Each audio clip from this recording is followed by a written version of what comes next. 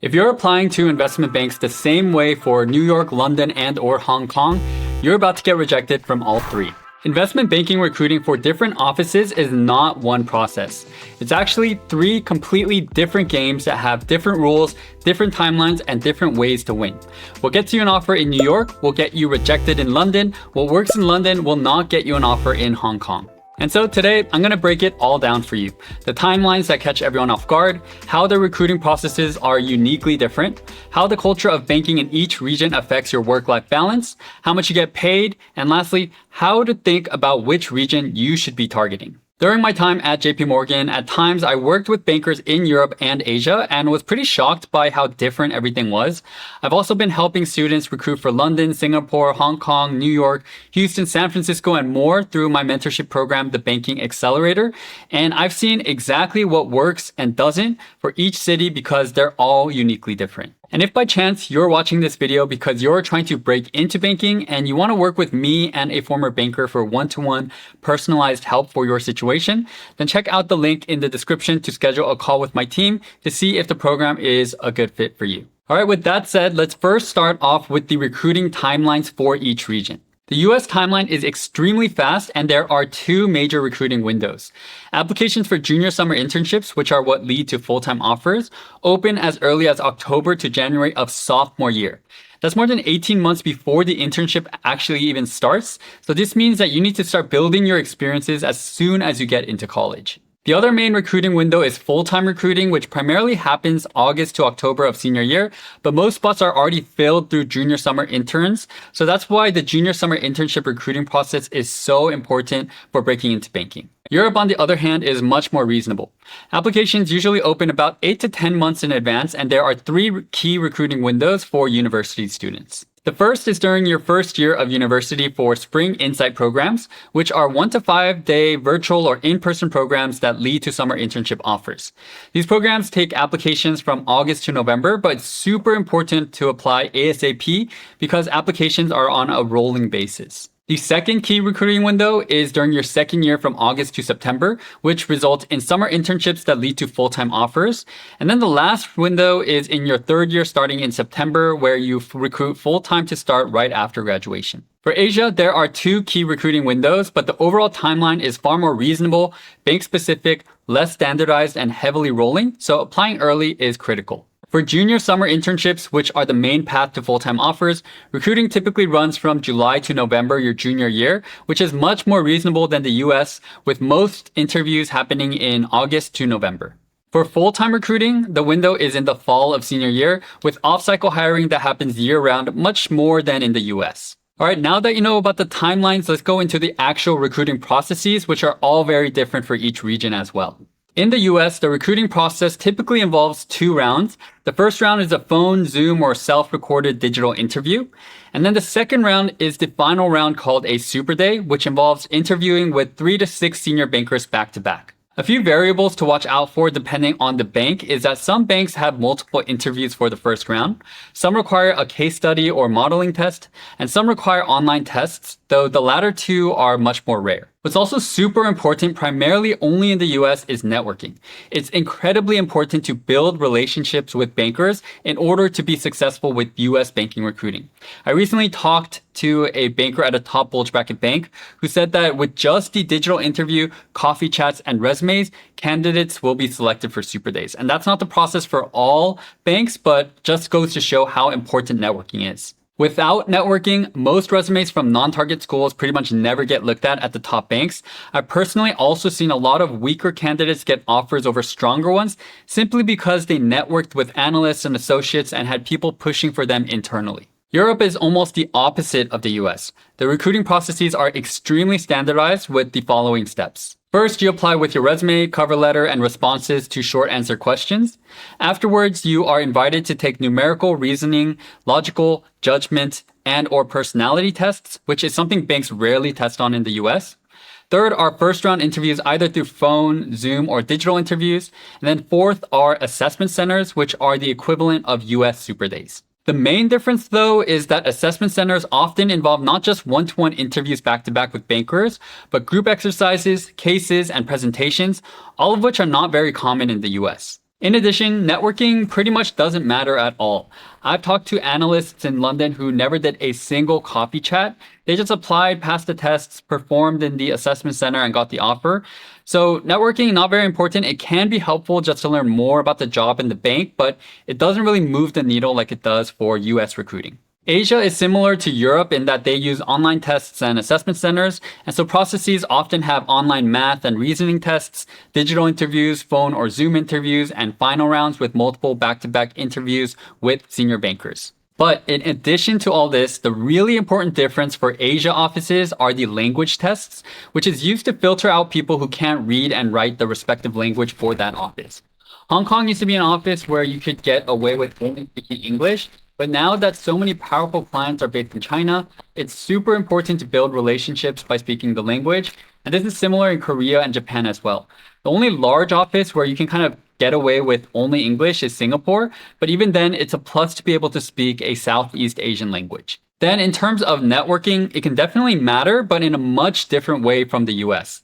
In the US, the networking is all about cold emails, informational interviews, and persistence. In Asia, the advantage can really come from deep regional ties or family relationships, school connections, or just shared cultural backgrounds. And so in other words, there's a lot of nepotism. Of course, the majority of bankers still get their roles from working hard and doing well in school, but networking is not as important in the normal way for Asia banking recruiting compared to the US. Next up, let's go into the culture in each region, and the most intense one might surprise you. The US is known for its notorious banking culture, which typically requires 12 to 15-hour days at minimum, which is starting at 9 a.m. and ending from 9 p.m. to midnight, and then around 5 to 15 hours on weekends, so typically 70 to 90 hours a week. But if things get super busy with a live deal, then you're going to be working until 2 to 4 a.m. on weekdays and working 100-hour weeks. Most bankers in the US will take off 10 to 12 days a year, but many times you still need to be checking your phone and will have to bust out your laptop at a restaurant or in an Uber. If something super urgent does come up, I can tell you that from experience. And I've also seen a lot of bankers only take 1 week off per year. The last thing about US banking culture is that by reputation, it can be very fratty and social, where juniors are constantly joking around with each other, especially late at night when senior bankers are all out of the office. And so a lot of really great friendships can form in banking in the US. It's a very collegial culture. Europe's culture is known for having just a way better work-life balance, relatively speaking. On average, you'll work about 10 hours less a week than in the US, so more like 60 to 80 hours a week, with the occasional 90 to 100-hour weeks if you're super busy on live deals. What's most important though is that you get around 25 vacation days a year, and the culture encourages you to use them, which is huge. You may still need to reply to emails and send something out when you're on vacation, but everyone from analysts to MDs take time off. And so this is a huge plus because in the US, you may be flaunting about how much you're working and that's kind of a badge of honor, but in Europe, they really want you to take your time off. Next up, Asia is extremely demanding and is often called a slaughterhouse. Asia has the most intense banking culture, and on average, you'll likely work more than 5 hours than the average US banker, so roughly around 80 to 95-hour weeks, with many 100-plus-hour weeks. Most Asian cultures place a huge emphasis on hierarchy, work ethic, and face time, so when you combine these three together, you get the toughest banking culture imaginable. There's also a huge drinking culture in Asia, which means going out to client dinners and team drinking outings, both of which are a big part of the job. You might finish a 14-hour workday and then go straight into drinks with clients or senior bankers, and leaving early can be seen as disrespectful. And so you might do all this drinking and then you might be hungover, but you're gonna have to roll into work the next day. And just to show you how intense Hong Kong can be, here's a real example. I spoke to a friend who worked at Moelis in New York, who had a colleague in the Hong Kong office working on the same live deal. The Hong Kong colleague would sign off at 4 in the afternoon New York time, which is 4 in the morning in Hong Kong, and he was still online working every single day. Not once or twice, but consistently. And that's really how brutal the workload and life can be as an analyst in Asia. Let's next go into compensation, and since the range is so big across all banks, I'm just going to be mentioning the ranges for the top bulge bracket and elite boutique banks. The US pays the most with first-year analysts base salaries of 110 to 130K and bonuses of 50 to 90K, providing a total range of 160 to 220K at the top elite boutique banks. At the associate level, the gap widens with first-year associate base salaries of 175 to 225K and bonuses of 100 to 200K, providing a range of 275 to 425K. Next up for Europe, I'm just going to focus on London since it's the main financial hub in Europe. First-year analysts earn 60 to 80K pounds, or about 75 to 100K in dollars, with bonuses around 30 to 50% of base, so around 20 to 40K pounds or 25 to 50K USD, totaling to 100K to 150K. At the associate level, base salaries range from 110 to 125K pounds, with bonuses around 40 to 60% or 45 to 75K, resulting in total compensation of roughly 155K to 200K pounds. Next up for Asia, I'll be focusing on Hong Kong, and figures are much harder to find, but I spoke with one of my friends who work at one of the top banks and was told that the first year analyst salary is 1.1 million Hong Kong dollars, which equates to about 140K USD. So the base is probably in the range of 125 to 140K, and adding bonuses of 50 to 90K, total comp ranges from 175K to 230K. So fairly similar to the US, and the base is even higher. And what's also important to note in Asian countries is your tax rate is often a lot lower, can easily be around 12 to 15%. So your net proceeds or take-home pay is also a lot higher as well. For first-year associates, the pay will be very similar to the US. So think around 250 to 400K at the top banks. Let's now go into how you should figure out which region you should target or which one would be the best fit for you by going into the pros and cons for each region. The US is great for those who are gunners and want the highest pay and the best exit opportunities, the most classic banking experience with great deal flow and the largest M&A deals, and a collegial social culture.